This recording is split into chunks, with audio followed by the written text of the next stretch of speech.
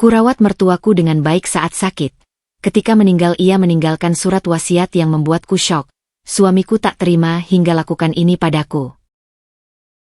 Hari-hari terasa begitu panjang sejak Bu Wati, mertuaku, divonis menderita kanker stadium 3.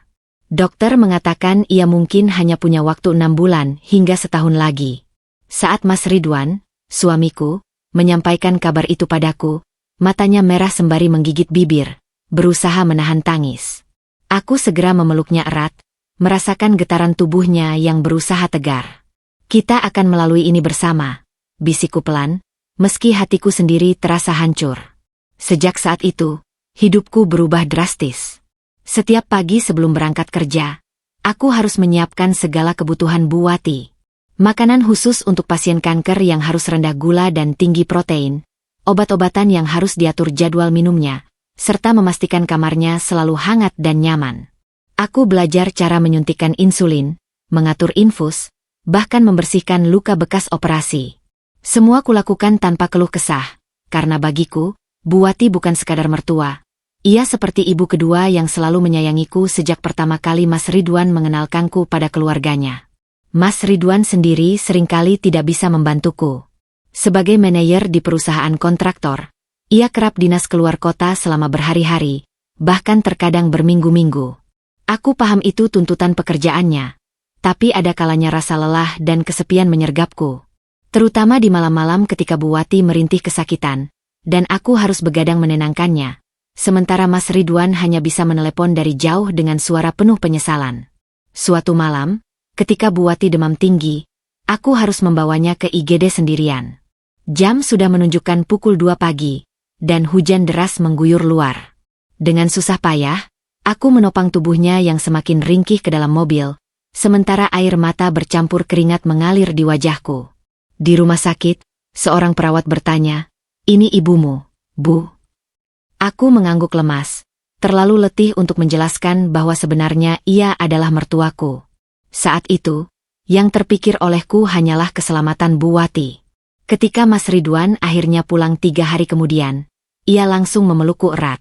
"Aku tidak tahu bagaimana caranya membalas semua yang kau lakukan untuk ibunda," katanya dengan suara serak. Aku hanya tersenyum tipis, menjawab, "Aku melakukannya karena aku mencintaimu, dan aku juga mencintai ibunda." Tapi di balik senyumku, ada rasa sedih yang tak terungkap, sedikit kekecewaan karena ia tak pernah benar-benar ada di saat-saat tersulit. Minggu-minggu berikutnya semakin berat. Kondisi Bu Wati makin memburuk. Kadang ia tidak bisa mengenali siapapun, bahkan sempat memanggilku dengan nama adik perempuannya yang sudah meninggal. Tapi justru di saat-saat seperti itu, aku semakin tergerak untuk merawatnya dengan lebih sabar lagi. Aku membacakan ayat suci untuknya, memijat kakinya yang bengkak, atau sekadar duduk di sampingnya sambil menggenggam tangannya yang dingin. Aku tahu beberapa anggota keluarga Mas Ridwan, terutama tantenya, Bu Lilis, selalu memandangku dengan curiga. "Dinda terlalu baik, pasti ada maunya," begitu bisik-bisik yang sampai ke telingaku. Tapi aku memilih mengabaikannya. Bagiku, yang penting Bu Wati merasa nyaman di hari-hari terakhirnya. Hingga pada suatu subuh yang dingin, ketika kabut masih menyelimuti jendela kamar, Bu Wati memanggilku dengan suara yang tiba-tiba sangat jelas. "Dinda, kemarilah," katanya sambil mengulurkan tangan. Aku segera berlutut di samping tempat tidurnya. "Ibunda, kau adalah anugerah untuk keluarga kami," bisiknya sambil menatapku dengan mata berbinar. Tangannya yang keriput memegang erat tanganku. "Aku ingin kau tahu sesuatu." Tapi sebelum sempat menyelesaikan kalimatnya, napasnya tiba-tiba terhenti. Matanya perlahan terpejam, dan senyum terakhirnya membeku di wajahnya yang tenang. Di saat itulah, di antara tangis dan kepedihan yang mendalam, aku sama sekali tidak menyangka bahwa kematian Bu Wati akan menjadi awal dari badai yang jauh lebih besar dalam hidupku. Badai yang akan menguji segalanya. Pernikahanku, keyakinanku, bahkan kemanusiaanku sendiri. Dan surat wasiat itu akan mengubah segalanya. Sejak Bu Wati terbaring sakit, rumah yang dulu hangat penuh tawa kini berubah menjadi sunyi. Hanya sesekali diisi oleh suara rintihan kesakitan atau langkah kaki para perawat yang silih berganti datang. Namun, di balik kesunyian itu, ada sesuatu yang lebih menyakitkan daripada derita fisik Bu Wati. bisik-bisik tajam yang mulai berhembus dari mulut ke mulut, seperti asap beracun yang perlahan meracuni udara di sekitarku. Awalnya, aku mengabaikan pandangan-pandangan aneh yang dilemparkan oleh beberapa anggota keluarga Mas Ridwan ketika kami berkumpul di rumah sakit. Tante Lilis, adik perempuan almarhum ayah Mas Ridwan, selalu menjadi yang paling vokal. Matanya yang sipit dan tajam kerap mengamati setiap gerak-geriku saat aku sedang menyuapi Buwati atau membersihkan tubuhnya. Dinda, kamu tidak perlu melakukan semuanya sendiri. Biarkan perawat yang melakukannya, katanya suatu hari dengan nada yang seolah peduli, tapi ada sesuatu yang tak tulus dalam sorot matanya. Aku hanya tersenyum, menjawab dengan halus, tidak apa-apa, Tante. Aku sudah terbiasa. Tapi di dalam hati, aku bisa merasakan bahwa kata-katanya bukanlah ungkapan kepedulian, melainkan kecurigaan. Seperti ada pertanyaan tak terucap di baliknya. Apa yang sebenarnya kau cari, Dinda? Suatu sore, ketika aku sedang mengambil air untuk Buwati di pantry rumah sakit, tanpa sengaja aku mendengar percakapan Tante Lilis dengan salah seorang sepupu Mas Ridwan. Dia terlalu sempurna. Tidak mungkin seseorang merawat mertua dengan sepenuh hati seperti itu tanpa ada maunya, bisik Tante Lilis dengan nada menggiring. Kalian lihat sendiri, Ridwan hampir tidak pernah ada di sini. Dia pasti punya agenda sendiri. Aku membeku, tangan menggenggam erat gelas plastik yang hampir terlepas. Napasku tersendat, tapi aku memaksakan diri untuk tidak bereaksi.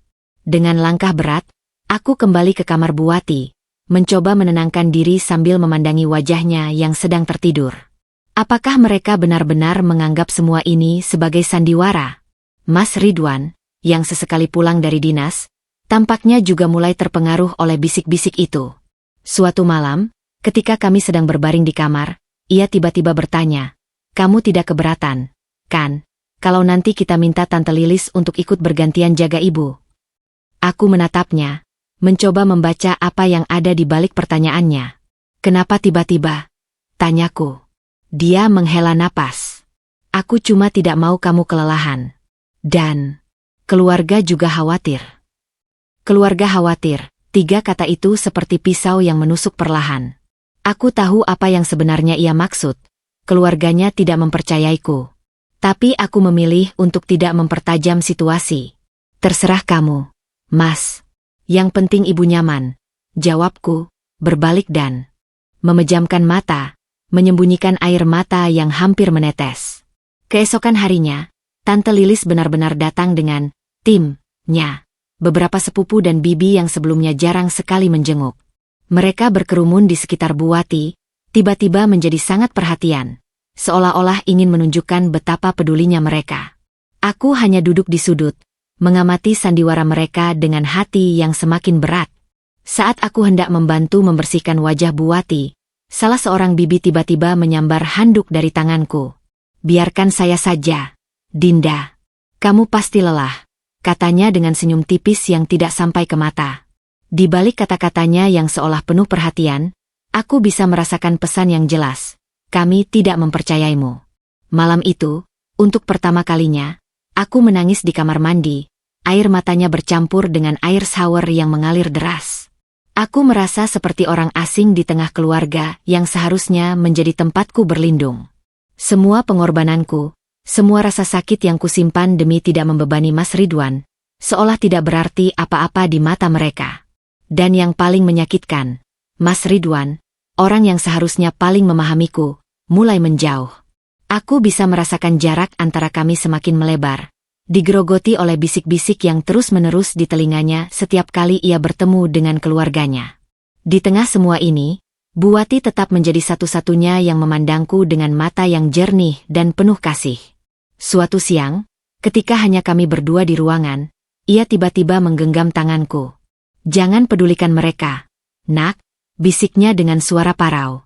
"Ibu tahu isi hatimu yang sebenarnya."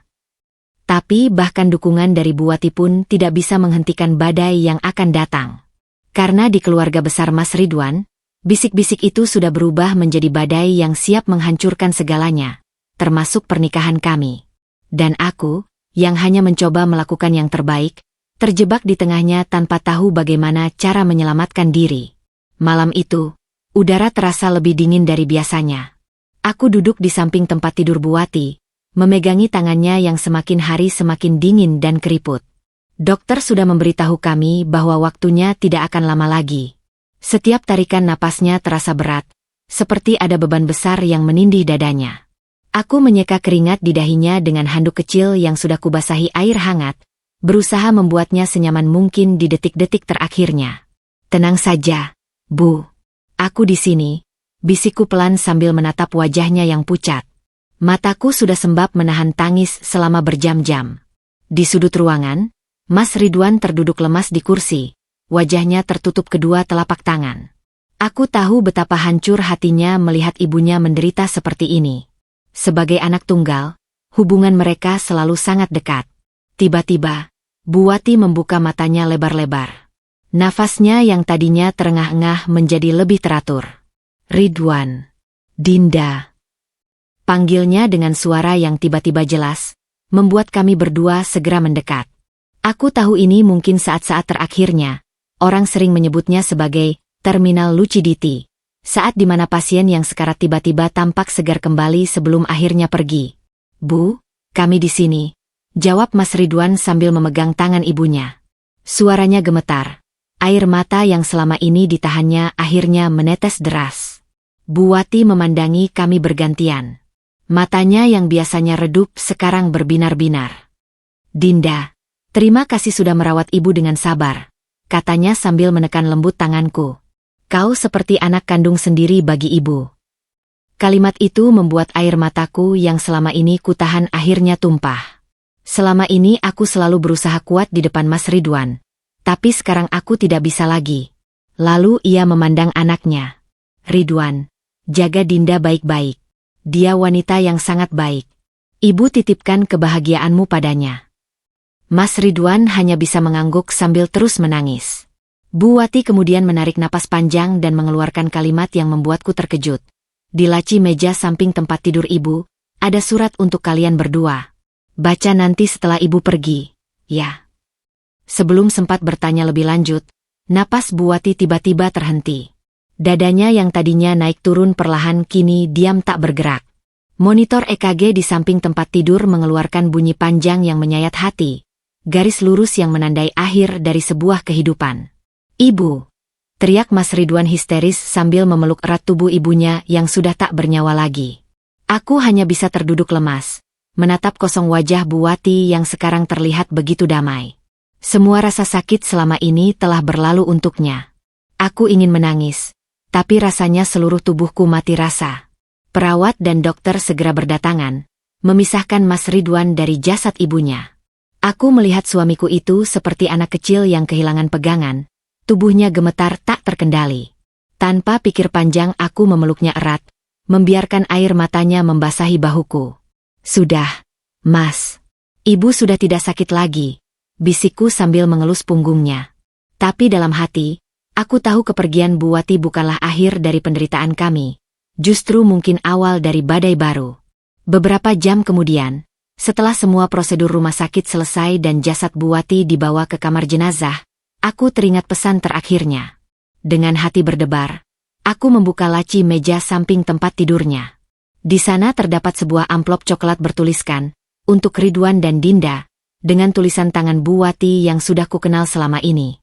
Mas, ini yang ibu maksud, kataku sambil menyerahkan amplop itu kepada Mas Ridwan yang masih terduduk lesu di sudut ruangan. Ia menerimanya dengan tangan gemetar, membuka lipatan amplop dengan hati-hati seolah takut akan merusak isinya. Isinya adalah sepucuk surat wasiat singkat dan surat pribadi untuk kami berdua. Mataku membelalak ketika membaca isi surat wasiat tersebut. Bu Wati meninggalkan rumah dan sebagian besar tabungannya untukku, sementara Mas Ridwan hanya mendapatkan sebagian kecil saja. Aku langsung menatap suamiku, mencoba membaca reaksinya. Wajah Mas Ridwan berubah drastis. Dari kesedihan yang mendalam tiba-tiba berubah menjadi kemarahan yang mengerikan. Apa-apaan ini? Geramnya sambil melemparkan surat itu ke lantai. Kenapa ibu melakukan ini? Apa yang kau lakukan padanya, Dinda? Aku terkejut dengan reaksinya. Mas, aku tidak tahu apa-apa tentang ini. Aku sama Sek. Jangan bohong, teriaknya memotong pembelaanku. Selama ini kau merawat ibu dengan baik hanya untuk ini, ya? Untuk mendapatkan hartanya. Wajahnya yang biasanya tampan sekarang berkerut penuh kebencian. Aku merasa seperti ditampar. Semua pengorbananku selama ini, semua malam tanpa tidur, semua air mata yang kutahan, dalam sekejap dianggap sebagai akting belaka. Mas Ridwan, bagaimana kau bisa berkata seperti itu? Aku mencintai ibu seperti ibuku sendiri. Tapi Mas Ridwan sudah tidak mau mendengar. Dengan wajah dingin, ia mengambil jaketnya dan berjalan menuju pintu. Aku butuh waktu sendiri. Jangan cari aku, katanya sebelum membanting pintu kamar rumah sakit dengan keras. Aku tertatih-tatih mengambil surat wasiat yang tergeletak di lantai. Air mataku menetes membasahi kertas itu. Di sudut ruangan yang sepi, sementara jasad Bu Wati terbaring tenang di kamar jenazah, aku menyadari satu hal. Kepergian Bu Wati bukan hanya membawa duka, tapi juga telah membuka kotak Pandora dalam pernikahan kami. Dan aku tidak tahu bagaimana harus menghadapi badai yang akan datang ini. Pagi itu, sinar matahari yang biasanya membawa kehangatan justru terasa menusuk dan menyakitkan di kulitku. Aku berdiri di depan cermin kamar mandi, menatap bayangan wanita dengan mata bengkak dan wajah pucat yang memantul di hadapanku. Semalam, setelah kepergian Bu Wati dan ledakan emosi Mas Ridwan, aku tidak bisa memejamkan mata sama sekali. Setiap kali menutup mata, yang terbayang adalah wajah suamiku yang penuh kebencian dan tuduhan keji yang ia lontarkan padaku. Pukul 9 pagi, keluarga besar sudah mulai berdatangan ke rumah duka. Aku menyambut mereka satu persatu dengan senyum kaku dan tatapan kosong. Tante Lilis datang dengan rombongan sepupu-sepupu Mas Ridwan. Matanya langsung menyapu setiap sudut rumah seolah mencari sesuatu. Atau lebih tepatnya, mencari kesalahanku. Di mana Ridwan? Tanyanya dengan nada menohok begitu melihatku sendirian. Aku tidak tahu, Tante. Semalam dia pergi setelah. Suaraku tercekat, tidak sanggup melanjutkan. Oh, jadi kamu sudah memberitahunya tentang wasiat itu? Sergahnya, matanya menyipit penuh kecurigaan. Aku terkesiap. Bagaimana Tante tahu tentang wasiat? Tante Lilis tersenyum sinis. Wati sudah bicara padaku seminggu yang lalu. Dia bilang akan memberikan rumah ini padamu. Aku pikir dia tidak serius. Ternyata. Perbincangan kami terhenti ketika Mas Ridwan akhirnya muncul dengan wajah yang masih merah dan bengkak karena tangisan. Ia tidak memandangku sama sekali, langsung menuju kamar almarhum ibunya dan mengunci diri di sana. Aku ingin menghampirinya, ingin menjelaskan bahwa aku sama sekali tidak tahu tentang isi wasiat itu, tapi langkahku terhenti ketika seorang notaris yang tidak kukenal datang dengan map coklat di tangannya. Selamat pagi, saya Notaris Hendrawan. Saya dipercaya oleh almarhumah Ibu Wati untuk mengurus surat wasiatnya, ujarnya dengan suara formal. Bisa kita kumpulkan keluarga besar untuk pembacaan wasiat. Dalam waktu 30 menit, ruang tamu yang biasanya cukup luas itu terasa sempit oleh puluhan anggota keluarga Mas Ridwan yang berdesakan. Aku duduk di kursi dekat jendela, merasa seperti terdakwa yang menunggu vonis. Mas Ridwan memilih berdiri di dekat pintu. Wajahnya tertutup bayangan tapi aku bisa merasakan pandangannya yang menusuk dari kejauhan. Notaris Hendrawan membuka mapnya dengan hikmat. Atas nama Allah yang Maha Kuasa, saya akan membacakan surat wasiat terakhir dari Ibu Wati binti Sudarmo yang telah meninggal dunia pada tanggal 15 November 2023. Suasana hening mencekam ketika notaris mulai membacakan isi wasiat. Aku menunduk, memainkan ujung selendang hitam yang kupakai sebagai tanda berkabung. Hingga tiba-tiba, seluruh ruangan gempar ketika notaris membaca bagian. Untuk menantu perempuan saya tercinta, Dinda Sari, saya mewariskan rumah tempat tinggal saya di Jalan Melati nomor 15 beserta seluruh isinya, serta tabungan saya di Bank Sentral Asia sebesar 527 juta rupiah, 527 juta rupiah. Teriakan dan protes langsung meledak dari berbagai penjuru ruangan. Tante Lilis berdiri begitu cepat sampai kursinya terjatuh. Tidak mungkin. Ini pasti ada kesalahan, teriaknya histeris. Notaris melanjutkan dengan suara lebih keras. Untuk anak saya, Ridwan Aditya, saya mewariskan deposito di Bank Mandiri sebesar 200 juta rupiah, 200 juta rupiah, serta perhiasan-perhiasan pribadi saya. Suara gaduh semakin menjadi. Aku melihat Mas Ridwan memucat, tangannya mengepal erat. Notaris harus berteriak untuk menyelesaikan pembacaannya. Almarhumah juga berpesan, keputusan ini saya buat dengan kesadaran penuh dan tanpa paksaan dari siapapun. Saya tahu Dinda telah merawat saya dengan tulus tanpa pamrih, dan saya ingin membalas kebaikan hatinya. Begitu notaris selesai bicara, kekacauan pun terjadi. Tante Lilis langsung menghampiriku dengan wajah merah padam. Apa yang kau lakukan pada Wati? Kau pasti sudah meracuni pikirannya. Atau kau mengancamnya? Aku gemetar, tidak sanggup berkata-kata. Pandanganku mencari Mas Ridwan, berharap dia akan membelaku. Tapi yang kudapatkan adalah tatapan dingin penuh kebencian sebelum dia berbalik dan meninggalkan ruangan dengan langkah cepat. Mas Ridwan, tunggu, teriakku, mencoba mengejarnya. Tapi beberapa sepupu menghadangku, wajah-wajah mereka penuh kemarahan dan penghinaan. Sudah, Dinda. Kau dapat apa yang kau mau, bukan? Hardik salah seorang sepupu perempuan. Kau pikir kami tidak tahu niat busukmu selama ini?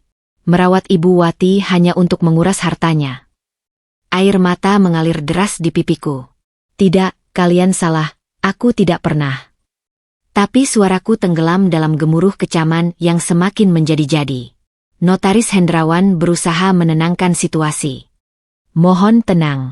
Wasiat ini sah secara hukum dan sudah dibuat sejak setahun yang lalu ketika almarhumah masih sehat jasmani dan rohaninya. Tapi penjelasan itu tidak mempan. Suasana semakin panas sampai akhirnya aku memutuskan untuk keluar dari rumah itu. Dengan langkah gontai dan hati hancur, aku berjalan menyusuri jalanan tanpa tujuan yang jelas.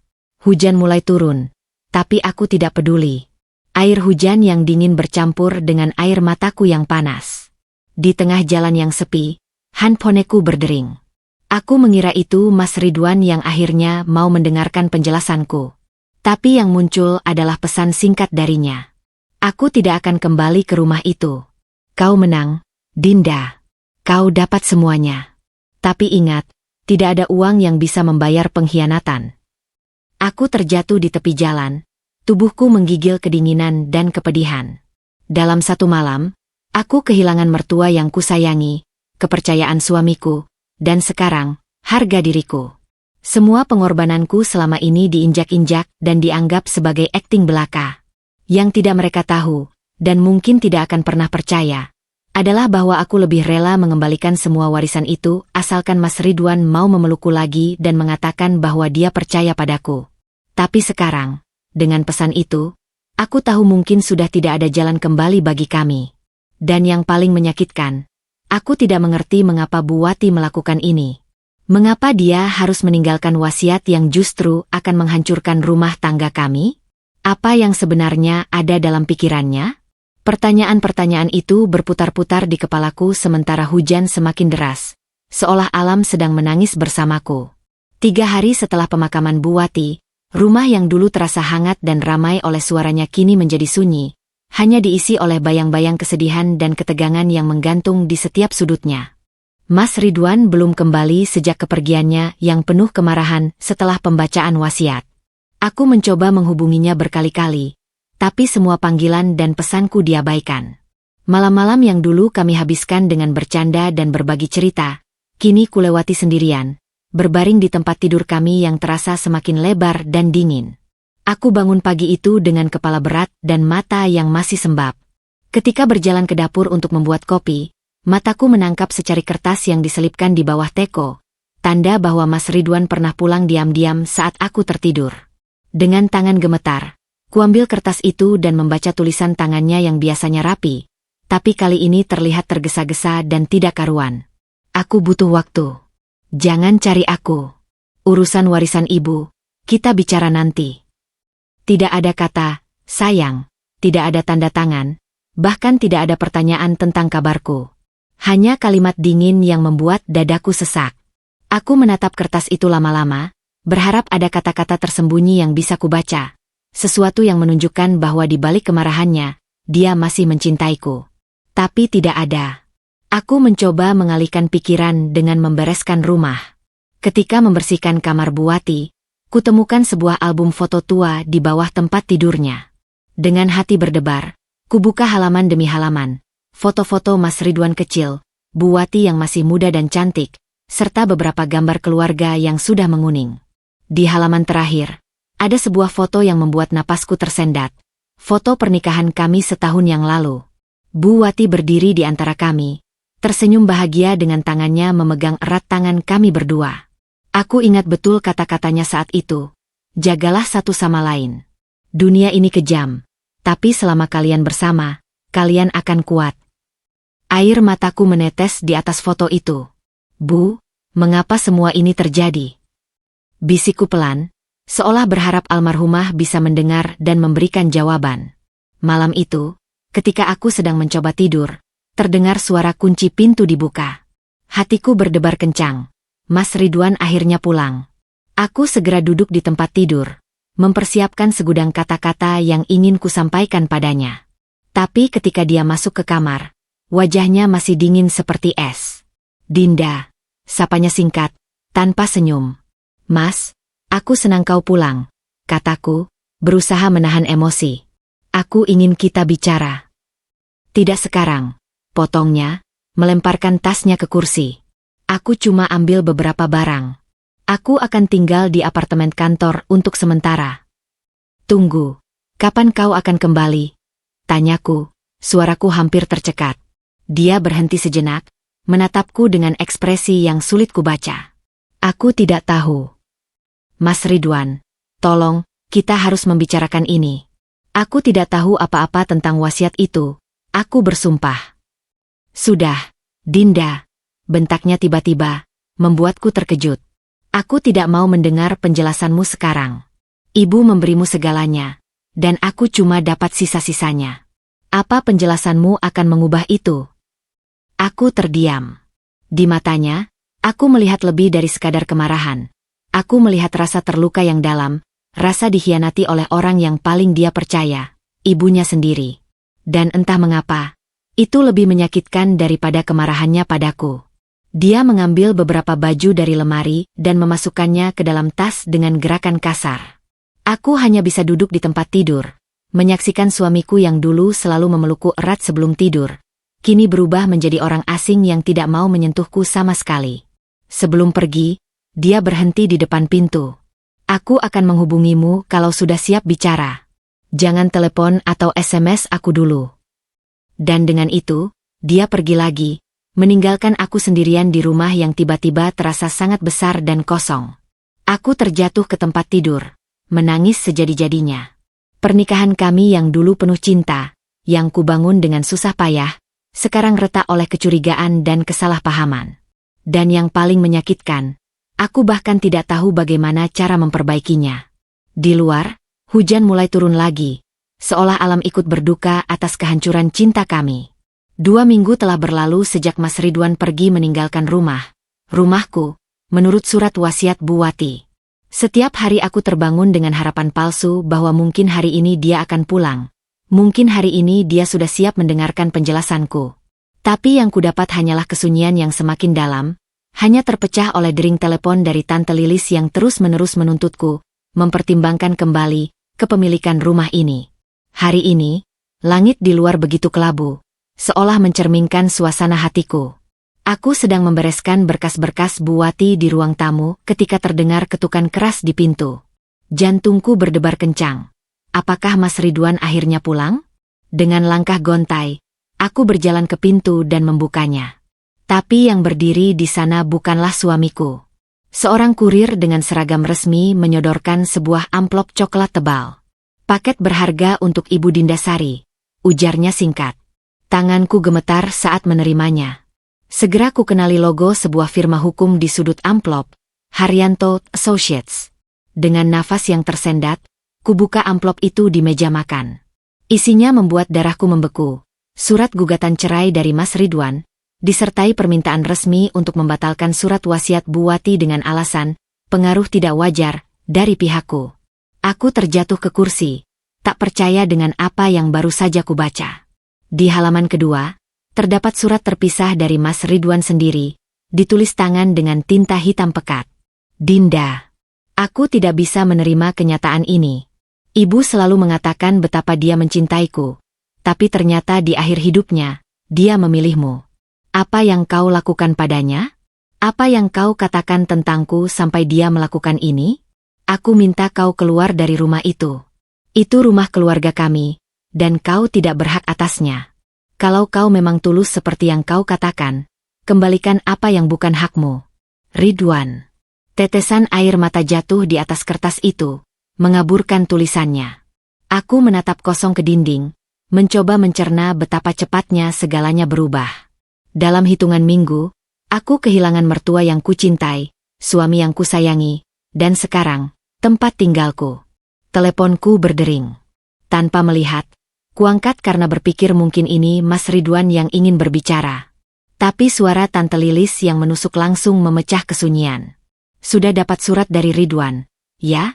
Ujarnya tanpa basa-basi. Aku bisa mendengar senyum kepuasan dalam nada bicaranya. Tante Lilis, apa tante yang menyuruhnya melakukan ini? Tanyaku dengan suara serak. Kami hanya membuka matanya. Dinda, kau pikir kami akan diam saja melihat warisan keluarga kami jatuh ke tangan orang luar? Tapi Bu Wati yang memutuskan. Bu Wati sakit dan tidak berpikir jernih, bentaknya. Besok siang, kami akan datang ke rumah untuk membicarakan ini baik-baik. Kau punya waktu sampai saat itu untuk memutuskan. Apakah kau akan pergi dengan baik-baik, atau kami yang akan mengusirmu? Telepon diputuskan sebelum sempat kubicara lagi. Malam itu, untuk pertama kalinya, aku benar-benar sendirian. Aku berjalan menyusuri setiap sudut rumah ini, ruang tamu tempat Bu Wati dan aku sering minum teh bersama. Dapur tempat Mas Ridwan dan aku memasak bersama di akhir pekan, kamar mandi yang dulu penuh tawa ketika kami berebut air hangat. Setiap kenangan terasa seperti pisau yang mengiris hatiku perlahan. Aku menelepon satu-satunya orang yang mungkin bisa membantuku sekarang, ibuku di kampung. Begitu mendengar suaranya, air mataku yang selama ini kutahan akhirnya meledak. Mas Ridwan mau cerai. Mereka mau usir aku dari rumah ini. Ibuku terdiam sejenak sebelum menjawab dengan suara lembut tapi tegas. Nak, pulanglah ke sini dulu. Rumah ini selalu terbuka untukmu. Tapi sebelum sempat kuputuskan, esok paginya sebuah mobil hitam sudah parkir di halaman rumah. Bukan hanya Tante Lilis, tetapi juga 3 pamanku dan seorang yang kukenal sebagai pengacara keluarga. Mereka masuk tanpa permisi, seolah rumah ini sudah menjadi milik mereka. Sudah diputuskan? Tanya Paman Heru yang paling tua dengan nada tidak sabar. Aku berdiri di tengah ruang tamu. Tubuhku lemas tapi hatiku tiba-tiba terasa membara. Aku tidak akan pergi, kataku dengan suara yang lebih tegas dari yang kuduga. Ini rumahku, secara hukum. Bu Wati yang memberikannya padaku. Tante Lilis tertawa sinis. Kau pikir secari kertas bisa mengalahkan hak keluarga darah? Ridwan adalah anak kandungnya. Dan aku adalah menantunya yang merawatnya sampai akhir hayat. Balasku, suaraku mulai meninggi. Di mana kalian ketika Bu Wati muntah-muntah karena kemoterapi? Di mana kalian ketika dia tidak bisa bab sendiri? Di mana Mas Ridwan ketika ibunya menangis minta ditemani? Ruangan menjadi senyap. Tante Lilis merah padam. Tapi sebelum sempat bicara, pengacara mereka maju ke depan. Ibu Dinda, mari kita bicara baik-baik. Keluarga bersedia menawarkan uang 50 juta sebagai kompensasi jika ibu mau menandatangani surat pelepasan hak atas rumah ini. Mataku membelalak. 50 juta? Untuk rumah yang harganya miliaran. Itu tawaran terbaik. Kalau lewat pengadilan, ibu mungkin tidak dapat apa-apa. Bahkan bisa kami laporkan atas tuduhan pemerasan terhadap almarhumah. Aku terduduk, menyadari betapa tidak berdayanya posisiku. Mereka punya uang, pengacara, dan pengaruh. Aku hanya punya surat wasiat dan kebenaran di pihakku. Tapi di dunia nyata, itu seringkali tidak cukup. Dengan tangan gemetar, aku melihat sekeliling rumah ini untuk terakhir kalinya. Rumah yang pernah kujadikan rumah, keluarga yang pernah kukira keluargaku. Baik, bisikku akhirnya, air mata mengalir deras. Aku akan pergi. Tapi tidak dengan uang kalian. Aku pergi karena aku memilih untuk menjaga harga diriku. Aku berjalan ke kamar, mengambil tas kecil yang sudah kusiapkan berisi beberapa pakaian dan foto-foto kenangan. Ketika melewati mereka di ruang tamu, Tante Lilis menyeringai. Pintar juga kau. Tahu kapan harus menyerah. Aku tidak menanggapi. Dengan langkah tegap meski hati remuk redam, aku keluar dari rumah itu. Rumah yang secara hukum adalah milikku, tapi yang kini terasa asing dan penuh permusuhan. Di halte bus dekat rumah, sambil menunggu angkutan ke terminal, aku mengirim satu pesan terakhir ke Mas Ridwan. Aku pergi. Bukan karena aku kalah, tapi karena aku memilih untuk tidak berperang melawan orang yang pernah kucintai. Semoga suatu hari nanti kau menyadari siapa yang benar-benar mencintaimu tanpa syarat. Lalu, dengan hati yang hancur tapi tekad yang kuat, aku memulai perjalanan pulang, bukan ke sebuah rumah, tapi kembali kepada diriku yang sudah lama terlupakan.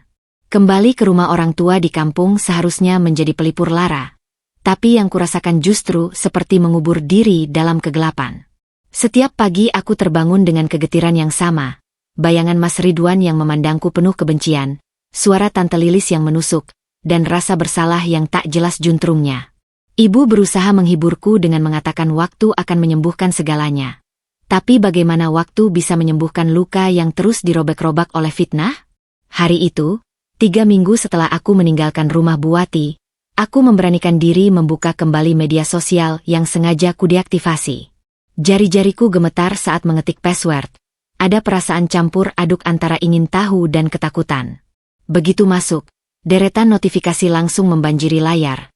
Puluhan tag foto, mention, dan pesan yang menunggu.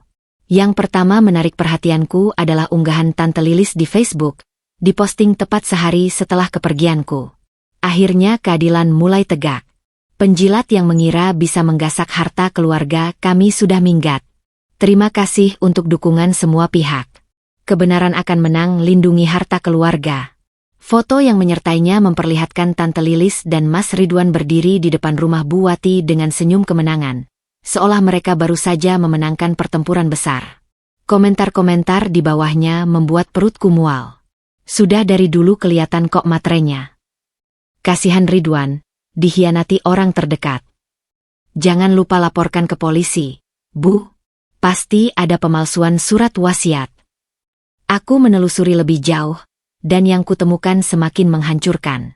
Seorang sepupu Mas Ridwan membagikan postingan panjang tentang tanda-tanda penjilat berkedok baik hati, dengan narasi yang jelas mengarah padaku tanpa menyebut nama. Seorang teman kantor Mas Ridwan mengunggah meme sindiran tentang wanita matre yang pura-pura merawat orang sakit. Bahkan grup arisan ibu-ibu di kampung halamanku sendiri ramai membicarakan anak Bu Surya yang diusir suaminya karena mau menguasai harta keluarga. Teleponku bergetar tiba-tiba. Sebuah pesan dari Siska, teman dekatku sejak SMA.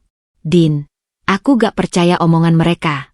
Tapi, ada yang kirim screenshot chat kamu dibilangin suka marahin mertuamu waktu masih sakit. Itu beneran. Aku langsung meneleponnya. Panik. Apa yang kau bicarakan? SIS? Aku tidak pernah. Aku dapat grup wa alumni. Potongnya. Ada yang share foto chat katanya dari pembantu Buati. Bilang kamu suka bentak-bentak beliau kalau Ridwan gak ada. Aku sih gak percaya. Tapi, suaraku tercekat. Ini sudah melampaui dugaan. Mereka tidak hanya menyerangku di media sosial, tapi juga menciptakan kebohongan keji yang sama sekali tidak berdasar. Keesokan harinya, pukulan berikutnya datang. Ibu menerima telepon dari tetangga yang bertanya apakah benar aku dilarang pulang kampung oleh polisi karena sedang diperiksa kasus penggelapan harta orang sakit.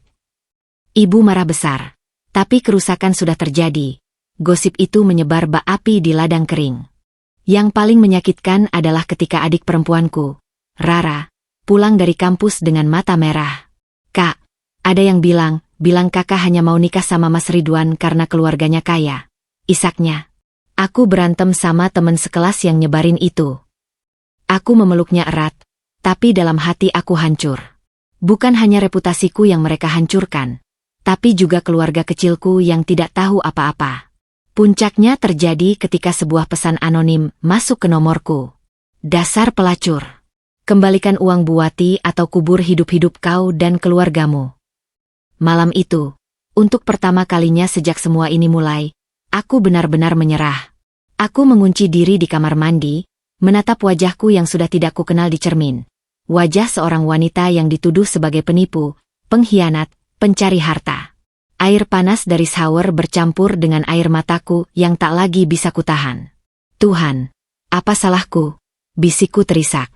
Aku hanya mencintai mereka. Hanya mencoba melakukan yang terbaik.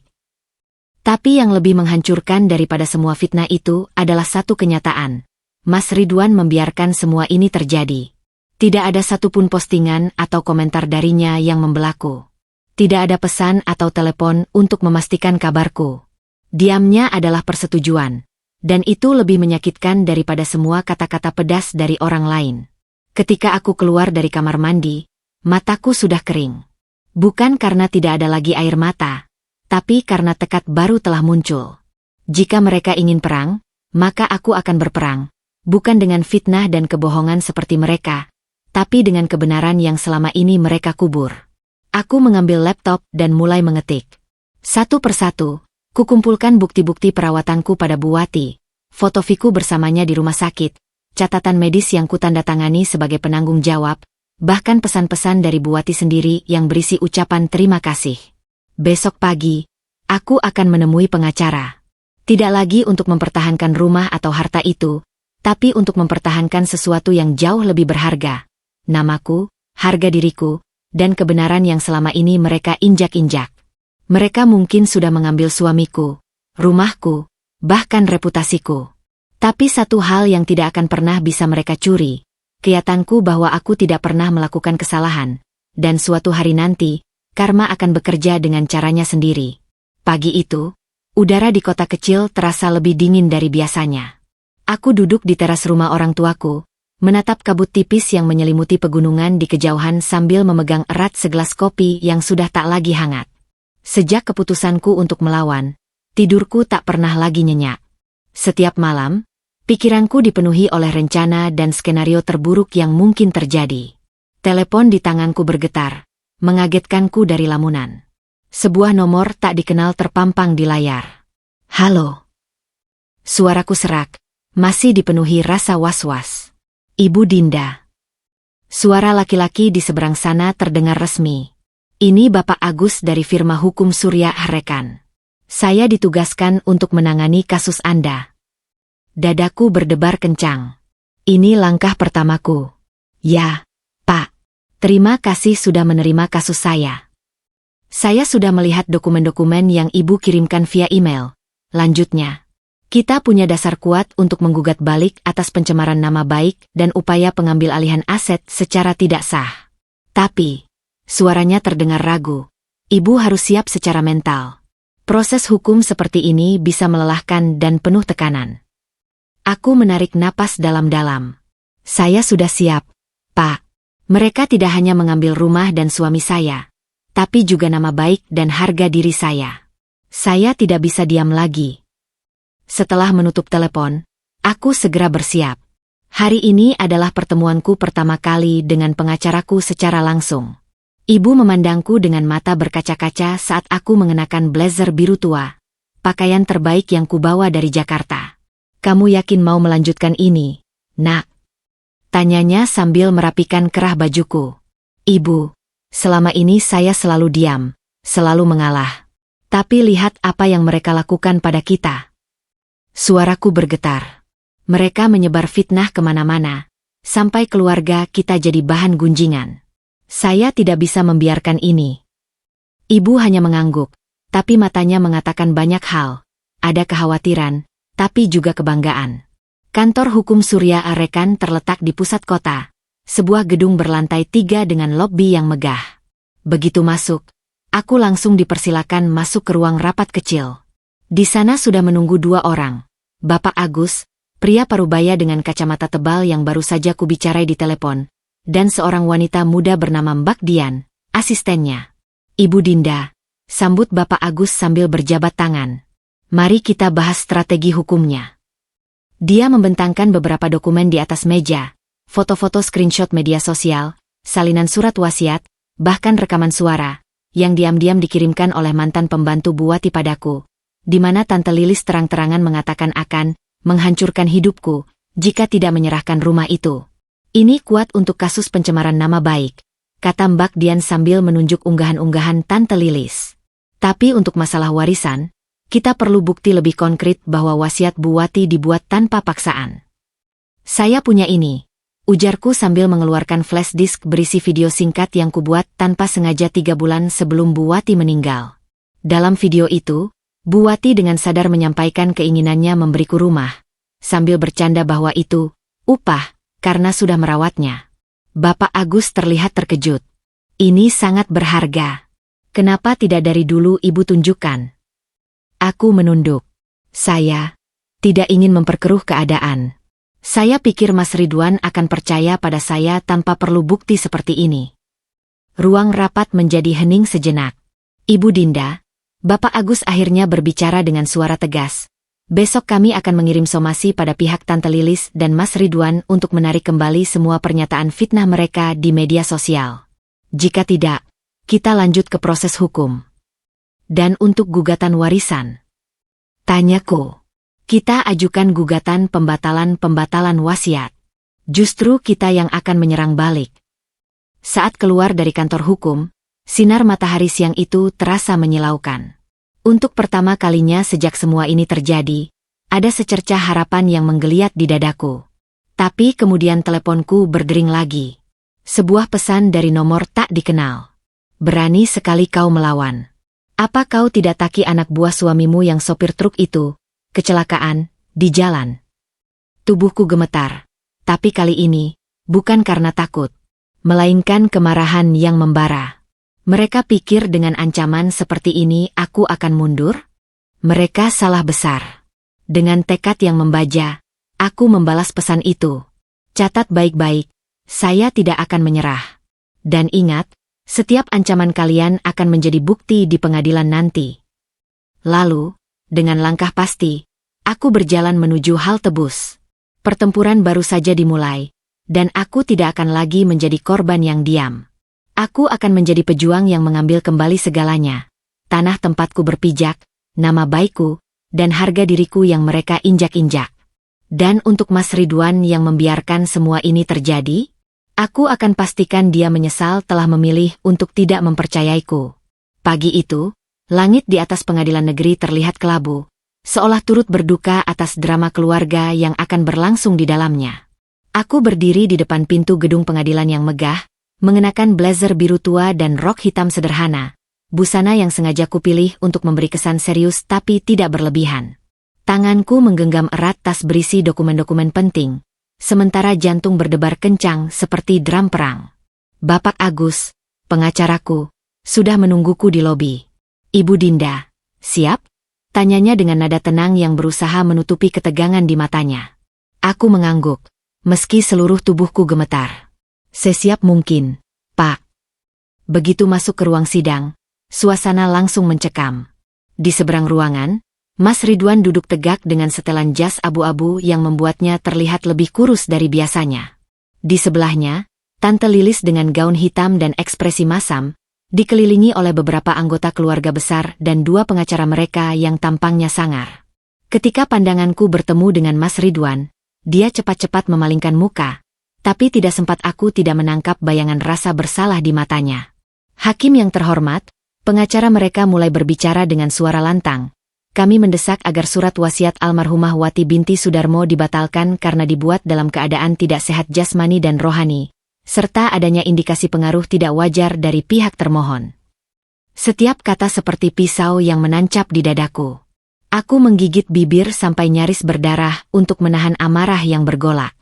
Ketika giliranku tiba, Bapak Agus dengan tenang mengeluarkan bukti-bukti perawatanku pada Bu Wati, foto-foto kami bersama, catatan medis, bahkan testimoni dari perawat yang merawat Bu Wati.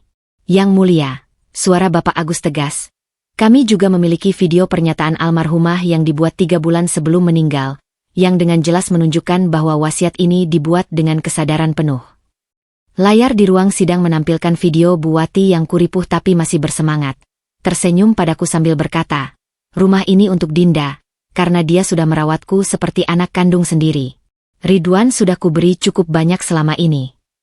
Suasana ruangan langsung berubah. Aku melihat wajah Mas Ridwan memucat, sementara Tante Lilis berbisik keras pada pengacaranya. Tiba-tiba, sesuatu yang tak terduga terjadi. Salah seorang saksi mereka, seorang perawat yang mengaku pernah melihatku membentak Bu Wati, di bawah sumpah justru berkata, Saya sebenarnya dipaksa oleh keluarga almarhum untuk bersaksi seperti itu. Mereka mengancam akan memecat saya dari rumah sakit. Ruangan gempar. Hakim harus memukul palu berkali-kali untuk menenangkan suasana. Di tengah kekacauan itu, aku menatap Mas Ridwan. Untuk pertama kalinya sejak persidangan dimulai, dia menatapku langsung, dan dalam pandangannya, aku melihat sesuatu yang tak pernah kulihat sebelumnya, keraguan.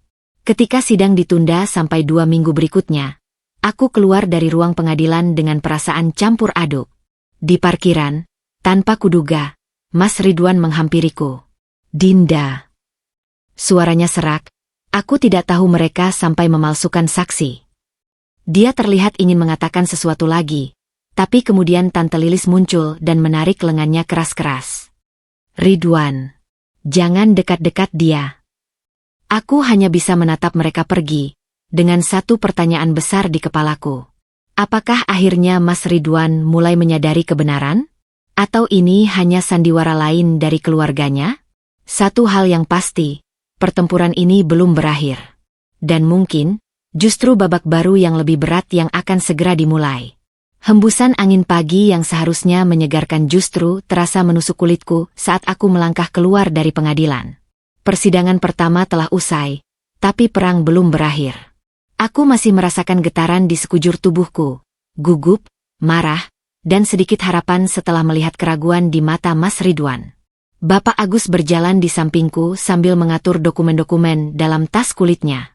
Hasilnya cukup baik untuk sidang pertama, katanya mencoba menghibur. Saksi mereka malah berbalik mendukung kita. Itu pukulan telak bagi mereka. Aku mengangguk lesu, tapi pikiranku masih tertuju pada Mas Ridwan. Ekspresinya ketika perawat itu mengaku dipaksa berbohong. Seolah tirai yang selama ini menutupi matanya perlahan tersingkap. Pak Agus, apa kita punya peluang menang besar? Tanyaku sambil membetulkan jilbab yang tertiup angin. Dia tersenyum tipis. Secara hukum, kita kuat. Tapi di pengadilan, apapun bisa terjadi. Terutama dengan keluarga kaya seperti mereka yang punya banyak koneksi. Tiba-tiba, telepon Bapak Agus berdering. Matanya membelalak saat membaca pesan yang masuk. Ibu Dinda, ini menarik sekali. Apa itu, Pak? Teman saya di pengadilan niaga baru saja mengabari. Perusahaan tempat Mas Ridwan bekerja, PT Bumi Kontraktor, baru saja dinyatakan pilot oleh pengadilan. Semua aset disita, termasuk gaji karyawan bulan ini. Dadaku berdebar kencang. PT Bumi Kontraktor adalah tempat Mas Ridwan bekerja selama 10 tahun terakhir. Posisinya sebagai manajer proyek adalah kebanggaannya. Sumber penghasilan utama yang membuatnya bisa hidup mewah. Ini kebetulan yang aneh, bisikku. Tapi Bapak Agus menggeleng. Bukan kebetulan, Ibu. Menurut teman saya, perusahaan itu sudah bermasalah sejak setahun lalu. Manajemennya korup, proyek-proyek banyak yang gagal. Tapi mereka berhasil menutupinya sampai sekarang. Aku teringat bagaimana Mas Ridwan sering bercerita tentang proyek-proyek besar perusahaannya. Tentang bonus-bonus besar yang diterimanya. Tentang bagaimana dia selalu membanggakan perusahaan itu di depan keluarga dan teman-temannya. Tanpa sadar, air mata mengalir di pipiku. Bukan air mata bahagia melihatnya jatuh, tapi air mata sedih karena menyadari betapa ironisnya takdir. Pak, bisakah kita? Aku ragu. Bisakah kita menunda sidang berikutnya? Saya perlu bicara dengan Mas Ridwan. Bapak Agus memandangku lama. Ibu yakin? Ini justru saat yang tepat untuk menekan mereka. Dengan perusahaan bangkrut, posisi tawar mereka lemah. Tapi ini bukan tentang menang atau kalah, Pak, jawabku pelan. Ini tentang keadilan yang lebih besar. Malam itu, dengan jantung berdebar kencang, aku berdiri di depan apartemen kecil yang dulu sering Mas Ridwan sewa untuk rapat-rapat kerja. Menurut informasi Bapak Agus, sejak perusahaan bangkrut, dia pindah ke sini karena tidak mampu lagi membayar apartemen mewahnya. Ketika pintu terbuka, Wajah Mas Ridwan yang kulihat membuatku nyaris tidak mengenalinya. Matanya sembab, rambutnya acak-acakan, dan bau alkohol menyengat dari dalam ruangan. "Dinda," suaranya parau, penuh keheranan. Apa kau mau mengejakku juga? Sudah dengar kabar tentang kejatuhanku?" Aku menggeleng, berusaha menahan air mata. "Boleh aku masuk? Kita perlu bicara."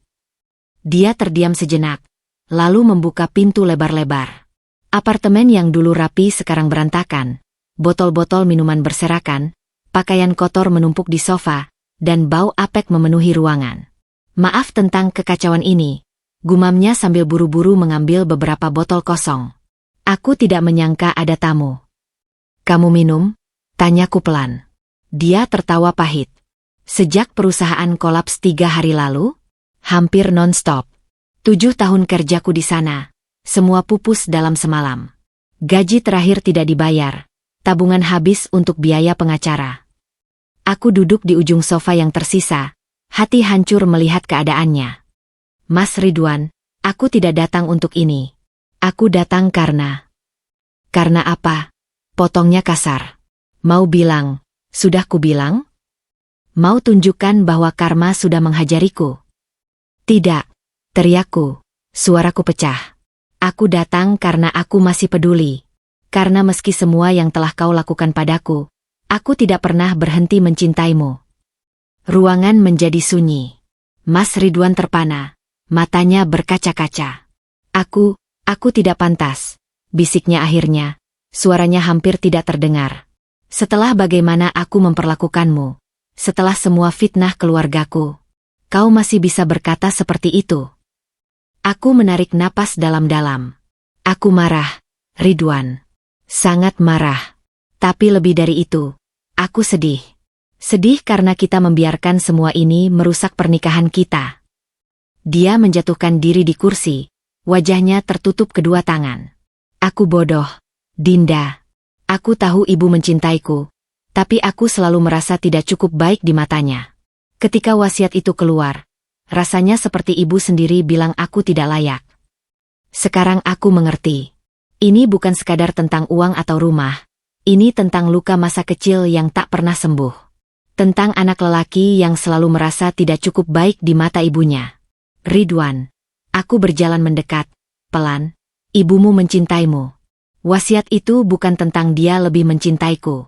Itu tentang dia tahu kau sudah kuat, sementara aku tidak punya apa-apa tanpa kalian." Dia menatapku, air mata mengalir deras. "Tapi kenapa kau tidak bilang tentang video itu? Kenapa kau diam saja ketika aku menuduhmu?" "Karena aku ingin kau percaya padaku tanpa bukti," jawabku, suaraku bergetar. "Karena dulu kau selalu bilang, cinta itu dibangun di atas kepercayaan." Diam yang panjang menyelimuti kami. Di luar, hujan mulai turun, mengetuk jendela seperti ingin ikut mendengarkan. Aku tidak tahu harus mulai dari mana, Dinda." Akhirnya dia bicara. "Aku sudah menghancurkan segalanya. Perusahaan bangkrut, keluarga membenciku karena mulai ragu dengan niat mereka, dan kau.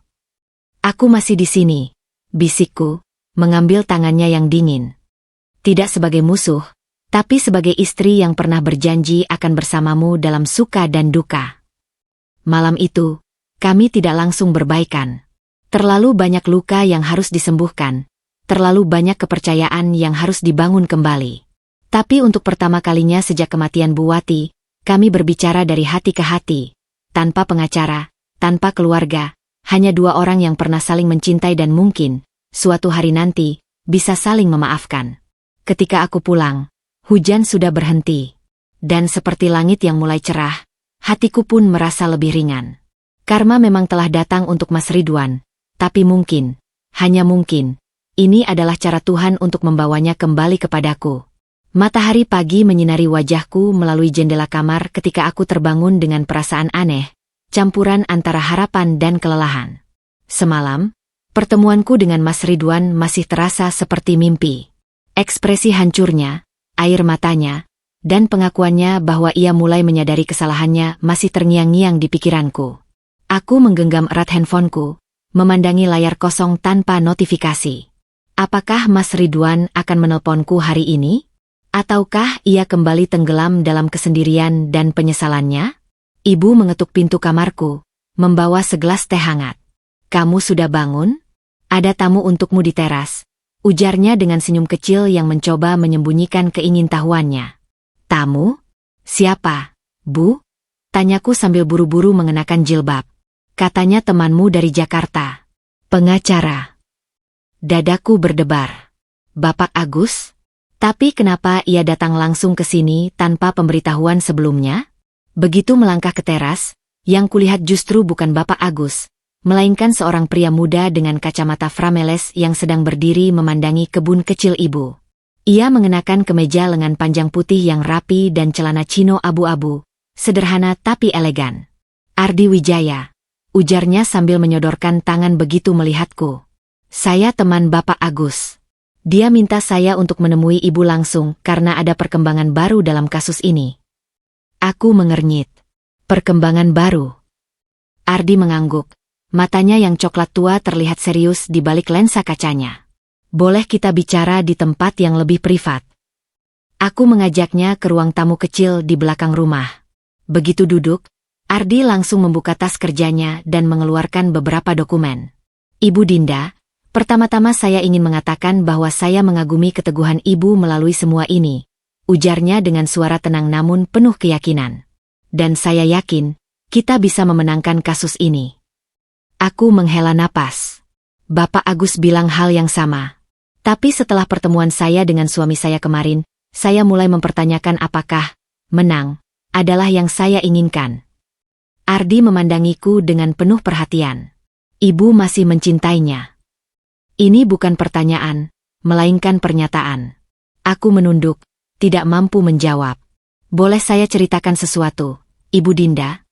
Lanjut Ardi sambil melepas kacamatanya, mengusap matanya yang tiba-tiba terlihat lelah. 2 tahun lalu, saya menangani kasus perceraian yang mirip dengan ibu. Wanita itu difitnah habis-habisan oleh keluarga suaminya. Sama seperti ibu. Bedanya, dia tidak seberuntung ibu. Dia kalah di pengadilan, kehilangan hak asuh anaknya, dan akhirnya. Suaranya tercekat, akhirnya bunuh diri. Aku terkesiap, jantung berdetak kencang. Saya tidak mau ibu mengikuti jalan yang sama, lanjut Ardi, matanya berkaca-kaca. Karena itu saya datang langsung ke sini, meski Bapak Agus sebenarnya bisa saja mengirim email. Dia mengeluarkan sebuah amplop coklat dari tumpukan dokumen. Ini adalah bukti baru yang kami dapatkan semalam. Rekaman percakapan antara Tante Lilis dengan hakim yang akan menangani kasus kita. Dengan tangan gemetar, kuambil flash disk dari dalam amplop itu. Apa isinya? Mereka menyuap, jawab Ardi singkat. Dan kami punya buktinya. Perasaanku campur aduk. Di satu sisi, ini adalah senjata pamungkas yang bisa memenangkan kasus ini sekaligus membersihkan namaku. Tapi di sisi lain, jika ini dibuka di pengadilan, keluarga suami ibu akan hancur, bisikku. Tante Lilis bisa masuk penjara. Dan Mas Ridwan, dia baru saja kehilangan pekerjaannya. Ardi memandangiku lama. Ibu ingin menghentikan kasus ini. Bukan pertanyaan lagi. Aku mengangguk perlahan. Saya tidak tahu. Saya hanya ingin kebenaran terungkap, tapi tidak ingin menghancurkan mereka sepenuhnya. Ardi menarik napas dalam-dalam. Ada pilihan lain. Kita bisa gunakan bukti ini sebagai senjata negosiasi, memaksa mereka menarik semua tuduhan dan meminta maaf secara terbuka, tanpa perlu melanjutkan ke pengadilan. Tapi apakah mereka akan menerima? Saya yakin akan menerima, jawab Ardi dengan keyakinan penuh. Karena alternatifnya adalah skandal besar dan kemungkinan pidana. Saat kami sedang berdiskusi, tiba-tiba teleponku berdering. Nomor yang tidak kukenal. Halo. Suara di seberang sana membuat seluruh tubuhku membeku. Dinda, ini aku. Mas Ridwan. Suaranya parau, seolah baru menangis. Ridwan, apa yang?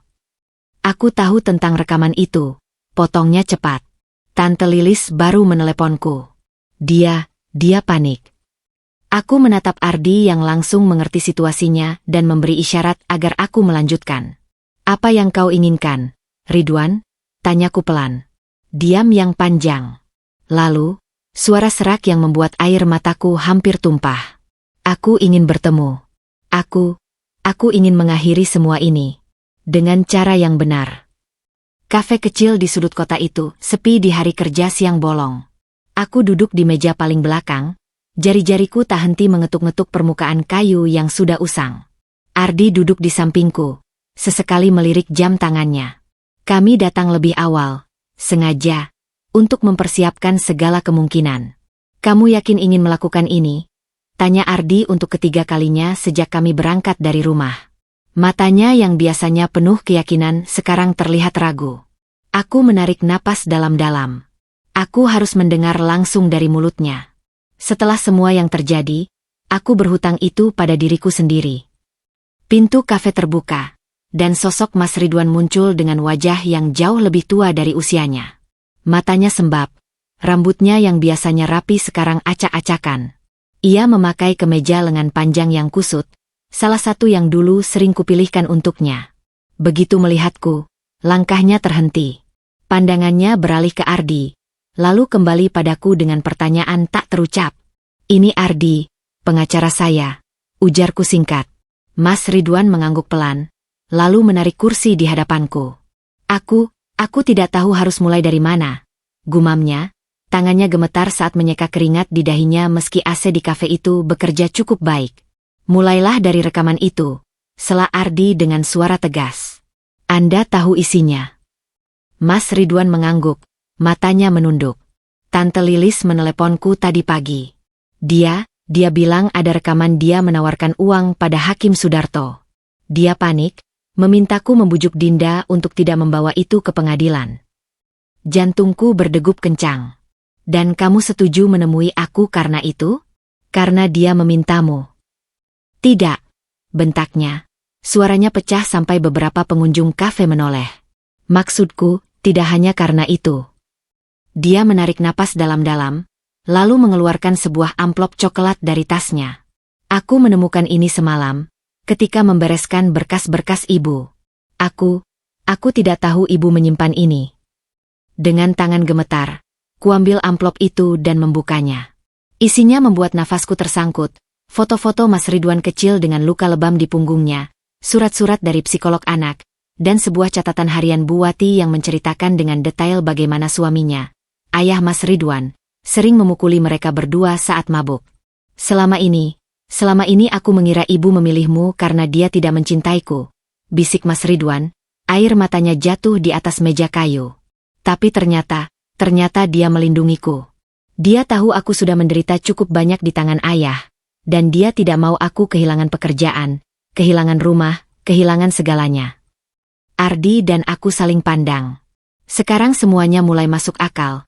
Kenapa Bu Wati memberiku rumah dan tabungannya? Dia tahu keluarganya akan menghancurkan Mas Ridwan jika warisan jatuh ke tangannya langsung. Ridwan, ujarku pelan, apa yang kau inginkan sekarang? Dia menatapku, matanya penuh penyesalan. Aku ingin menghentikan semua ini.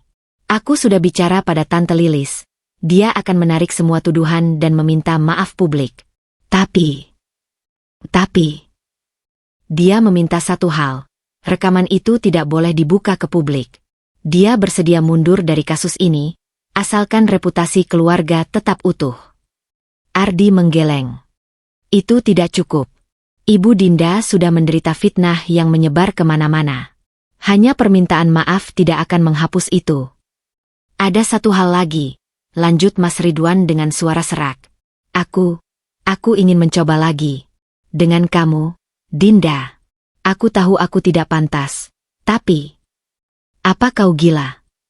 Ardi menyela, wajahnya merah padam. Setelah semua yang dia alami karena kamu dan keluargamu, sekarang kamu mau dia kembali begitu saja? Aku meletakkan tangan di lengan Ardi, memintanya tenang. Biarkan aku yang menanggapinya. Kutatap Mas Ridwan lama. Di matanya, aku melihat anak lelaki yang terluka yang baru saja menyadari kebenaran pahit tentang keluarganya sendiri. Tapi, Ridwan, aku tidak bisa kembali seperti dulu. Terlalu banyak yang sudah terjadi. Tapi, kuambil napas dalam-dalam. Aku bersedia memaafkan. Dengan satu syarat. Apa itu? Tanyanya penuh harap. Kamu harus berani menghadapi kebenaran tentang keluargamu. Rekaman itu akan kami serahkan ke pengadilan sebagai bukti, dan Tante Lilis harus menghadapi konsekuensinya. Wajah Mas Ridwan pucat. Tapi itu berarti. Berani atau tidak, Ridwan? Kamu mau terus hidup dalam kebohongan, atau mulai hidup jujur meski sakit? Diam yang panjang menyelimuti kami. Di luar, hujan mulai turun, mengetuk jendela kafe seperti detak jantung yang berdegup kencang. Akhirnya, Mas Ridwan mengangguk. Baik, aku setuju. Tapi, bolehkah aku meminta satu hal kecil? Apa? Bolehkah aku menemanimu ke pengadilan nanti? Sebagai suamimu yang menyesal, bukan sebagai lawanmu. Ardi memandangku skeptis, tapi aku mengangguk. Boleh. Ketika kami berpisah di depan kafe, hujan sudah reda. Ardi memandangiku dengan ekspresi tak percaya. Kamu sungguh-sungguh akan memaafkannya? Setelah semua yang terjadi. Aku tersenyum kecil. Memaafkan bukan berarti melupakan, Ardi. Dan bukan berarti kembali seperti dulu. Tapi, setiap orang layak mendapat kesempatan untuk memperbaiki kesalahannya. Dan untuk pertama kalinya sejak drama ini dimulai, aku merasa beban di pundakku terasa sedikit lebih ringan. Kebenaran akhirnya terungkap, dan meski masih banyak luka yang harus disembuhkan, setidaknya sekarang kami bisa mulai melangkah ke depan, dengan mata terbuka dan hati yang lebih bijak. Pagi hari menjelang sidang penting itu, udara terasa begitu berat bagai memikul beban yang tak terlihat. Aku berdiri di depan cermin kamar kos-kosan sementara ibu dengan sabar merapikan jilbab hitam yang kupakai. Warna yang kusengaja pilih sebagai simbol duka sekaligus tekad. Kamu yakin dengan keputusanmu ini, Nak? Tanya ibu sambil membetulkan kerudungku yang sedikit miring. Aku menatap bayanganku sendiri di cermin. Mata yang dulu penuh keraguan sekarang memancarkan keteguhan. Tidak sepenuhnya yakin, Bu. Tapi ini yang terasa benar di hati. Ardi sudah menungguku di depan rumah dengan mobilnya. Wajahnya yang biasanya bersemangat pagi ini terlihat muram. Saya baru dapat kabar dari teman di kepolisian. Ujarnya begitu aku masuk ke mobil. Tante Lilis dilaporkan melakukan penggelapan dana yayasan keluarga semalam. Salah satu sepupumu yang selama ini diam akhirnya berani bicara. Tanganku gemetar memegang berkas-berkas hukum. Jadi dia tidak akan datang ke sidang hari ini. Ardi menggeleng, mulutnya menyunggingkan senyum tipis yang syarat makna. Oh, dia akan datang. Tapi dengan pengawalan polisi. Karma bekerja lebih cepat dari yang kita duga. Pengadilan Negeri Jakarta Pusat tampak lebih megah dan menakutkan dari biasanya. Tangga-tangga marmer yang luas dipenuhi wartawan yang sudah mencium berita besar ini. Beberapa kamera langsung mengarah padaku ketika kami berjalan mendekati pintu masuk. Mas Ridwan sudah menunggaku di lobi. Wajahnya pucat tapi lebih tenang dari yang kuduga. Dinda, sapanya pelan. Tangannya sedikit terangkat seolah ingin menyentuhku tapi ragu. Kamu baik-baik saja? Tanyaku, memperhatikan lingkaran hitam di bawah matanya yang menunjukkan ia mungkin tidak tidur semalaman. Dia menghela napas. Tante Lilis meneleponku jam 3 pagi dari kantor polisi. Dia bilang ini semua salahku karena membelot. Sebelum sempat kurespond, keributan terjadi di pintu masuk. Tante Lilis datang dengan 2 polisi mengawal. Tapi bukan sebagai pengawal, melainkan sebagai tahanan. Wajahnya yang biasanya penuh make-up sekarang tampak kusut, rambutnya acak-acakan, dan matanya liar bagai hewan yang terpojok. Begitu melihatku, wajahnya berkerut dalam kemarahan. Kau senang melihat ini, ya? Teriaknya, membuat semua orang di lobi menoleh. Kau dan pengacara bajinganmu sudah merencanakan ini dari awal. Salah seorang polisi segera membungkamnya, tapi sumpah serapahnya masih terus terdengar sampai mereka masuk ke lift. Ardi memandangku dengan kening berkerut. Sidang hari ini akan panas. Siapkan mental. Ruangan sidang penuh sesak oleh wartawan dan keluarga besar yang penasaran. Hakim Sudarto, yang namanya disebut dalam rekaman suap, ternyata sudah digantikan oleh hakim wanita parubaya yang wajahnya tak kenal kompromi. Ketika Tante Lilis dibawa masuk dengan borgol di tangan, gemuruh memenuhi ruangan. Dia tidak lagi terlihat seperti wanita elegan yang kukenal, melainkan seperti orang asing yang sudah kalah sebelum pertempuran dimulai. Persidangan perkara pencemaran nama baik dan upaya pembatalan surat wasiat secara tidak sah dimulai, ucap hakim dengan suara lantang. Ardi maju pertama kali, dengan tenang memaparkan bukti-bukti baru termasuk rekaman suap dan dokumen penggelapan dana yayasan oleh Tante Lilis. Suasana di ruangan semakin mencekam ketika rekaman itu diputar. Suara Tante Lilis yang dengan gamblang menawarkan uang pada Hakim Sudarto bergema di seluruh ruangan. Ketika giliran pengacara Tante Lilis berbicara, pembelaannya lemah dan dipenuhi kebohongan-kebohongan yang bahkan membuat beberapa anggota keluarga besar yang hadir menggelengkan kepala. Tapi momen paling mengejutkan terjadi ketika Mas Ridwan tiba-tiba berdiri dari bangku penonton. Dengan izin yang mulia, ujarnya dengan suara yang meski gemetar tapi penuh keyakinan, saya ingin memberikan kesaksian. Ruangan senyap. Tante Lilis memandangnya dengan mata berapi-api. Ridwan, jangan. Saya bersaksi bahwa Ibu Dinda Sari tidak pernah mempengaruhi almarhumah ibu saya. Mas Ridwan melanjutkan, mengabaikan teriakan tantenya. Wasiat itu dibuat dengan sadar dan tanpa paksaan. Ibu saya sendiri yang mengatakan hal itu pada saya sebelum meninggal. Kepalaku pusing. Ini adalah pengakuan yang tidak kuduga sama sekali. Tante Lilis tiba-tiba meledak. Dasar pengkhianat. Aku selama ini bekerja keras untuk keluarga, dan ini balasanmu. Hakim berulang kali memukul palu, tapi amarah Tante Lilis sudah di luar kendali. Kau dan istri munafikmu itu pantas mati. Aku. Dia tiba-tiba terbatuk-batuk keras, lalu terjatuh dari kursinya. Ruangan sidang panik, beberapa orang berteriak memanggil dokter. Aku berdiri terpaku, menyaksikan wanita yang dulu begitu berkuasa itu kini tergeletak tak berdaya di lantai. Tiba-tiba, tangan hangat menggenggam tanganku. Mas Ridwan. Aku tidak menyangka akan berakhir seperti ini, bisiknya, matanya berkaca-kaca. Aku memandangnya lama, lalu memandang Tante Lilis yang sedang ditolong para medis. Di luar, hujan mulai turun deras, mengetuk kaca jendela pengadilan seperti isyarat dari alam bahwa siklus ini akhirnya berakhir. Karma memang tidak selalu datang seperti yang kita bayangkan. Terkadang, ia datang dengan cara yang sama sekali tak terduga, melalui pengakuan seorang anak yang terluka, kejatuhan seorang wanita serakah, dan hujan yang membersihkan segala dosa. Dan ketika hakim akhirnya menunda sidang karena keadaan darurat ini, aku menyadari satu hal, perjalananku untuk memaafkan mungkin baru saja dimulai. Suara hujan di luar pengadilan masih menggema ketika aku keluar dari ruang sidang. Tubuhku terasa ringan namun hatiku penuh dengan pertanyaan yang belum terjawab. Tante Lilis telah dibawa ke rumah sakit setelah pingsan di tengah sidang. Diagnosa awal adalah tekanan darah tinggi dan kelelahan ekstrim. Tapi di matanya yang terakhir kali kutemui sebelum dia terjatuh, ada sesuatu yang lebih dalam dari sekadar penyakit fisik. Ada kehancuran seorang wanita yang menyadari bahwa kekuasaannya telah runtuh. Ardi memegang lenganku erat saat kami berjalan melewati kerumunan wartawan yang berteriak-teriak meminta pernyataan. Tidak sekarang, bisiknya di telingaku sambil melindungiku dengan tubuhnya. Mas Ridwan berjalan di sampingku, wajahnya pucat dan bibirnya terkunci rapat. Kami bertiga akhirnya menemukan tempat yang relatif sepi di sebuah kafe kecil di samping pengadilan.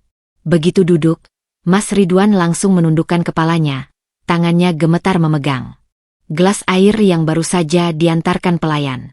Aku tidak tahu harus mulai dari mana, gumamnya, suaranya parau. Ardi menghela napas. Mulailah dari yang seharusnya kau lakukan sejak awal, jujur. Mas Ridwan mengangkat wajahnya, matanya berkaca-kaca. Dinda, aku tidak pernah bermaksud menyakitimu. Aku tahu, potongku pelan. Kamu terluka. Tapi rasa sakitmu tidak memberimu hak untuk menghancurkan hidupku. Hujan di luar semakin deras, menciptakan suasana muram yang sesuai dengan pembicaraan kami. Ardi dengan bijak memutuskan untuk memberikan kami waktu berdua. Mengaku harus menelepon kantornya untuk melaporkan perkembangan kasus. Begitu Ardi pergi, Mas Ridwan menarik napas dalam-dalam. Aku menemukan sesuatu lagi tentang Tante Lilis, ujarnya dengan suara rendah. Dia ternyata yang meyakinkan ibu untuk tidak membatalkan wasiat itu. Aku terkesiap. Apa? Tapi selama ini dia Dia bermain dua kaki. Mas Ridwan menyelesaikan kalimatku. Dia tahu ibu tidak akan berubah pikiran, jadi dia pura-pura mendukung ibu sambil diam-diam merencanakan untuk membatalkan wasiat itu setelah ibu meninggal. Pikiranku berputar-putar mencerna informasi ini. Selama ini aku mengira Tante Lilis membenciku karena wasiat itu, padahal sebaliknya, dia menggunakan kemarahanku dan Mas Ridwan sebagai alat untuk mencapai tujuannya sendiri. Dan penggelapan dana yayasan, tanyaku. Dia sudah melakukannya bertahun-tahun, jawab Mas Ridwan, wajahnya berkerut dalam kemarahan yang tertahan. Aku baru tahu semalam dari sepupu kita, Rina. Tante Lilis mengira ibu tidak tahu, tapi ibu tahu, bisikku, menyelesaikan ucapannya. Diam yang panjang menyelimuti kami. Di luar, petir menggelegar, seolah alam sedang murka pada segala kebohongan yang telah terungkap hari ini. Dinda. Mas Ridwan akhirnya berbicara lagi, tangannya perlahan meraih tanganku. Aku tahu aku tidak pantas memintamu kembali. Tapi bisakah kita setidaknya mencoba untuk memulai dari awal? Bukan sebagai suami istri, tapi sebagai teman. Aku menatap tangannya yang menggenggam tanganku, tangan yang sama yang dulu dengan hangat memelukku, tapi juga tangan yang sama yang pernah menunjukku dengan penuh kebencian. Aku tidak tahu, Ridwan. Jawabku jujur. Tapi, aku bersedia mencoba. Perlahan. Senyum kecil muncul di wajahnya. Senyum pertama yang kulihat sejak semua ini dimulai. Itu lebih dari yang kuharapkan. Ardi kembali dengan wajah berseri. Kabar baik, ujarnya sambil duduk. Hakim sudah memberi sinyal akan memenangkan kita. Tante Lilis tidak hanya akan kehilangan gugatannya, tapi juga menghadapi tuntutan pidana. Seharusnya aku merasa senang. Ini adalah kemenangan yang sudah kutunggu-tunggu, pembuktian bahwa kebenaran akhirnya menang. Tapi kenapa dadaku terasa sesak? Kenapa yang kurasakan justru kehampaan? Mungkin karena dalam perang seperti ini, tidak ada yang benar-benar menang. Aku dapat rumah dan tabungan Buati, tapi kehilangan kepercayaan pada orang yang kucintai. Mas Ridwan mendapatkan kebenaran, tapi kehilangan keluarganya. Dan Tante Lilis, dia kehilangan segalanya. Ketika kami keluar dari kafe, hujan sudah berhenti. Langit mulai cerah, meninggalkan bau tanah basah yang segar. Ardi memandangiku dengan penuh pertanyaan. Kamu baik-baik saja? Aku menghela napas, menatap langit biru yang mulai muncul di antara awan. Tidak sekarang. Tapi aku akan baik-baik saja. Dan untuk pertama kalinya sejak Buati meninggal, aku benar-benar percaya pada kata-kataku sendiri. 6 bulan telah berlalu sejak sidang terakhir yang mengubah segalanya. Aku berdiri di depan rumah peninggalan Buati, sekarang resmi milikku setelah pengadilan menolak gugatan pembatalan wasiat. Pagi ini, sinar mentari musim kemarau menyinari dinding-dinding rumah yang baru saja selesai kucat ulang dengan warna putih gading, warna favorit Buati. Kuncinya berat di genggamanku. Rumah ini kini sunyi. Berbeda dengan dulu ketika dipenuhi tawa Buati dan obrolan kami berdua. Aku menarik napas dalam-dalam sebelum membuka pintu, melangkah masuk ke ruang tamu yang sudah kuredesain sederhana namun tetap mempertahankan beberapa furnitur lama kesayangan almarhumah. Sudah selesai. Suara Ardi dari belakang membuatku menoleh. Dia berdiri di teras dengan 2 cangkir kopi di tangan, senyum hangatnya seperti selalu mampu meredakan kegelisahanku. Sebagian besar. Jawabku sambil menerima cangkir yang ditawarkannya. Aku memutuskan akan menjadikan kamar Buati sebagai perpustakaan kecil. Rasanya terlalu sia-sia kalau dibiarkan kosong. Ardi mengangguk, matanya berbinar. Ide bagus. Lagi pula, kamu bilang dia suka membaca. Kami duduk di teras belakang yang menghadap taman kecil. Bunga-bunga yang dulu layu kini mulai tumbuh subur lagi di bawah perawatanku. Bagaimana kabar Mas Ridwan? Tanya Ardi tiba-tiba, suaranya berusaha netral. Aku menatap cangkir kopiku. Dia pindah ke Bandung, mulai kerja di perusahaan konstruksi temannya. Terakhir kali mengirim pesan, dia bilang sedang ikut terapi. Terapi? Ya. Setelah semuanya terbongkar, tentang ayahnya yang kasar, tentang manipulasi Tante Lilis, dia menyadari perlu menyembuhkan luka masa kecilnya dulu sebelum bisa membangun hubungan sehat dengan siapapun. Ardi menghela napas.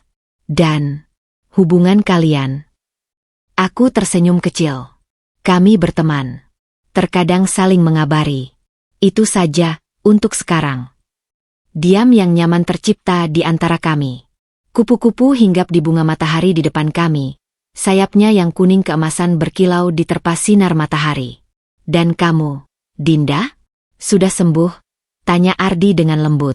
Aku memandang jauh ke taman, merenung. Tidak ada yang benar-benar sembuh total, kan? Luka itu tetap ada. Tapi sekarang aku sudah belajar hidup dengannya. Aku sudah memaafkan Mas Ridwan, memaafkan keluarganya, bahkan memaafkan diriku sendiri karena sempat membenci Buwati atas wasiat yang justru ingin melindungiku. Ardi mengangguk perlahan. Kamu luar biasa, Dinda. Dari semua klien yang pernah kutangani, kamu yang paling kuat. Mataku berkaca-kaca mendengar pujian itu. Bukan karena merasa kuat, tapi karena menyadari betapa jauh perjalananku. Dari seorang istri yang hancur menjadi wanita yang akhirnya menemukan kekuatannya sendiri. Omong-omong, ujarku sambil beranjak berdiri, aku punya kejutan untukmu. Aku mengajaknya masuk ke dalam rumah, menuju sebuah ruangan kecil di samping dapur yang selama ini selalu terkunci. Dengan sedikit drama, ku keluarkan kunci dari saku dan membuka pintu itu. Kantor hukum, Dinda Prekan, baca Ardi dengan mata berbinar. Melihat plakat nama di atas meja kayu solid di tengah ruangan. Ya, aku memutuskan akan menggunakan sebagian warisan Buwati untuk membuka LSM bantuan hukum bagi perempuan korban ketidakadilan seperti yang pernah kualami. Aku tersenyum lebar. Dan aku ingin kamu menjadi partner pertamaku. Ardi tertegun. Matanya bergerak dari plakat nama ke wajahku dan kembali lagi. Kamu serius? Sepenuh hati. Selama ini aku hanya berpikir tentang memenangkan kasusku sendiri. Tapi setelah melihat begitu banyak perempuan lain yang mengalami nasib serupa tapi tidak punya sumber daya untuk melawan. Aku tidak sempat menyelesaikan kalimat karena Ardi tiba-tiba menarikku dalam pelukan erat. Aku bangga padamu, Dinda. Dan tentu saja aku mau. Di pelukannya yang hangat, di rumah yang kini benar-benar terasa seperti milikku, di tengah kehidupan baru yang kubangun dari reruntuhan masa lalu, aku akhirnya mengerti maksud Buwati. Wasiatnya bukan sekadar tentang rumah atau uang. Itu tentang memberiku tanah yang kokoh untuk berpijak, agar aku bisa berdiri tegak dan menolong tidak hanya diriku sendiri, tapi juga orang lain yang terjatuh. Dan ketika akhirnya Ardi melepaskan pelukannya, mataku yang berkaca-kaca kini memandang masa depan dengan harapan. Bukan sebagai korban, bukan sebagai janda, tapi sebagai Dinda Sari, seorang pejuang yang siap menulis lembaran baru kehidupannya. Di sudut taman belakang, sebuah batu nisan kecil berdiri dengan tulisan sederhana. Untuk Ibu Wati, yang mengajariku arti cinta tanpa syarat. Di depannya, setangkai bunga melati segar. Jenis yang sama yang selalu kuselipkan di rambut Buwati ketika dia masih hidup. Angin musim kemarau berhembus lembut, membawa harum melati dan bisikan terima kasih kepada wanita yang, bahkan setelah meninggal, tetap menjadi cahaya penuntun dalam hidupku.